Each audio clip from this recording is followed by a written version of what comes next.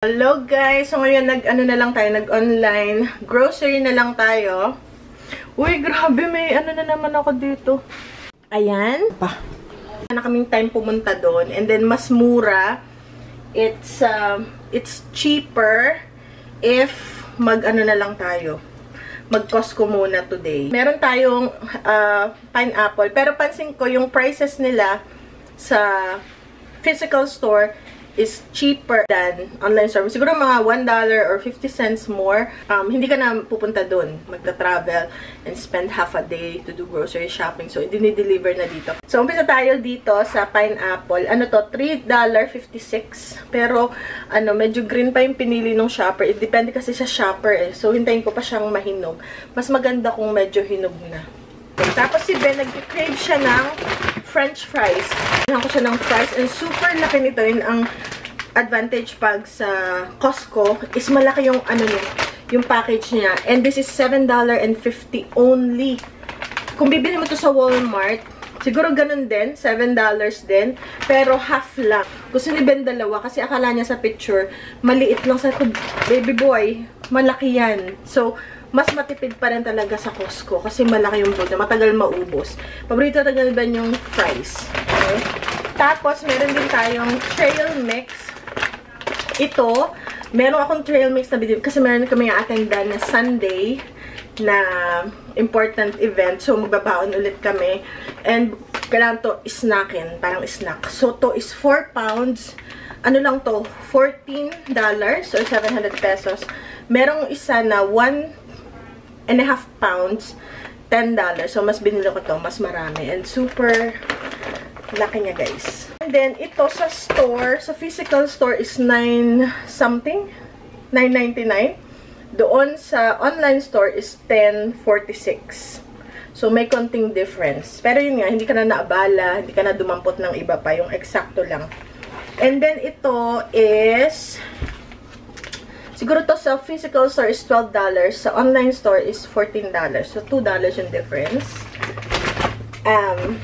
Ito yung, kasi papabili si Ben ng hotdog. Nag-crave siya ng hotdog. Also, ito yung babaoin namin for sandwich sa Sunday. And, ito ay, magkano ba ito sa store? Sa store siya is mga $9 something, $9.46. Doon is $10, mga $1 yung difference niya. Okay? Pero ito, sa physical store is 25. Sa online is 25.46. Siguro 46 cents more. Ganun. And then to, si Ben din ang may request nitong para daw sa burger. Kasi kaya pati ako nagbumili nito is para sa burger. At sa spaghetti or something. Tapos ito naman yung, ano ba to? Pickles. Pickle chips. Mas masarap to sa burger. Yan. Kaya si Ben nagpabili. Tapos to, $4.99 yata to sa store or $5.25 doon, $5.46. So, mga 25 cents yung difference.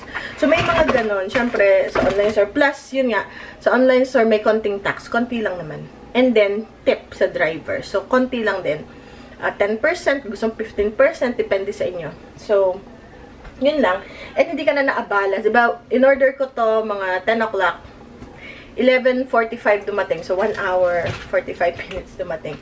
So, hindi na kami uwisang bahay, maulan. Tapos yun, ang dami mong madadampot doon. Kakain pa kayo sa labas. So, mas matipid. So, bananas, parang konti, few cents yung difference. Maybe 10 cents. Tapos, ito yung brioche. Kasi wala sila nung Aunt Millie's na burger bun. So, ito yung pinili ko na replacement.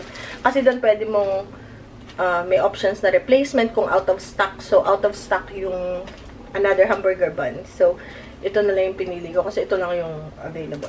Sa sandwich natin sa Sunday, bumili ako nitong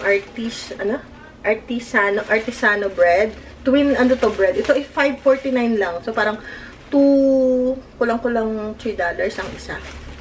Sa physical store, mga lamang $5. So, mga 49 cents more sa online store. Not too bad. And then, ito, $9 siya. Pero, less $3. Ay, may isang chips na hindi nabili. Less $3 siya. Yeah, less $3. So, parang $6 na lang. Pero, malaki to guys. regular size niya na kalahati or 1/4 yung laman sa store is for $5 na. So, ito, ano siya? Deal na yun. Also, meron tayong greens. Sa store to is $5. Doon, $5.49. So, 49 cents more. Hamburger buns. Nakalimutan ko magkano. Pero, siguro mga 40 or 50 cents more siya online than sa physical store. So, feeling ko talaga mas cheaper pa rin if I do grocery shopping online. Though hindi naman malimit, pero once in a while, pag yung busy kami, hindi kayo makaalis, and then Costco malayo kasi dito sa amin ang Costco. So yun guys, yun ang ating grocery shopping. So, Costco talaga is the best. Especially pag malaki yung pamilya nyo.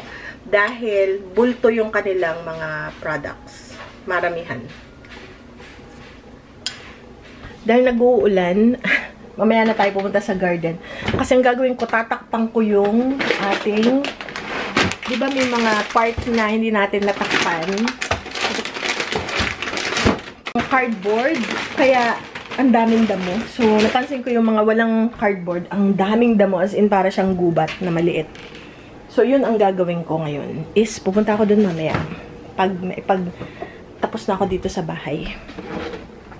And marami kaming cardboard kasi hindi na pick up nung recycling week kasi hindi naman schedule. So, sabi ko, buti na lang.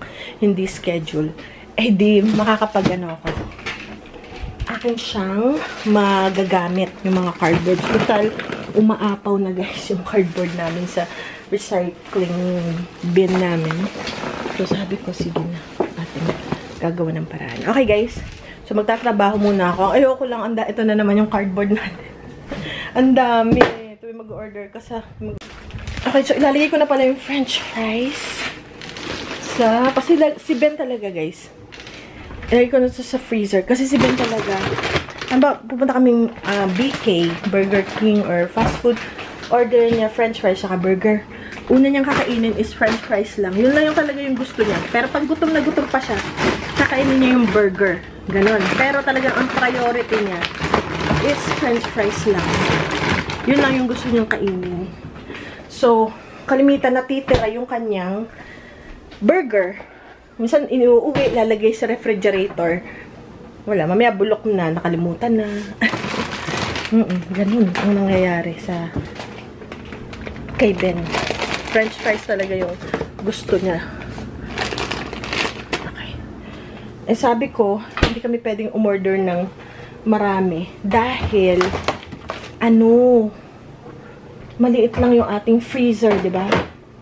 Ay, akala ko walang milk. May milk pa pala tayong in-order.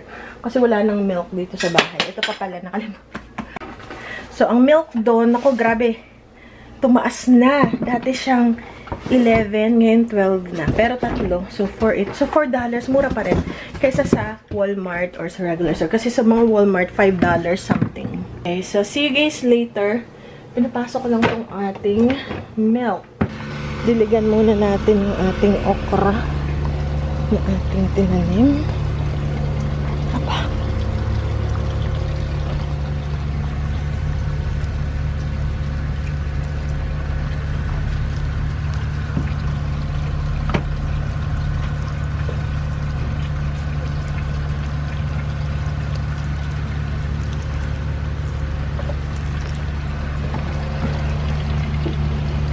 Parang may nakita akong bunga ng ubas.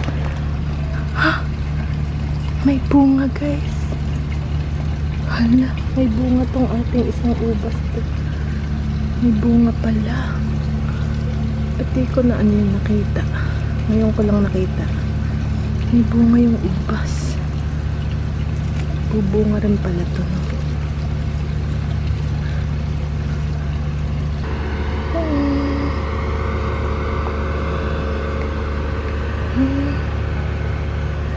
Okay, so yun na yung ating garden after sobrang init ngayon. Hindi man sobrang init, mainit siya. So, ang gagawin ko, guys, is akin tong lalagyan ng cardboard. Dami. Tapos yung hindi ko malalagyan, bubunutin ko kasi ito yung walang Ito yung walang ano, cardboard na may wood chip. Actually nga, ano to eh. May tumutubo, may mga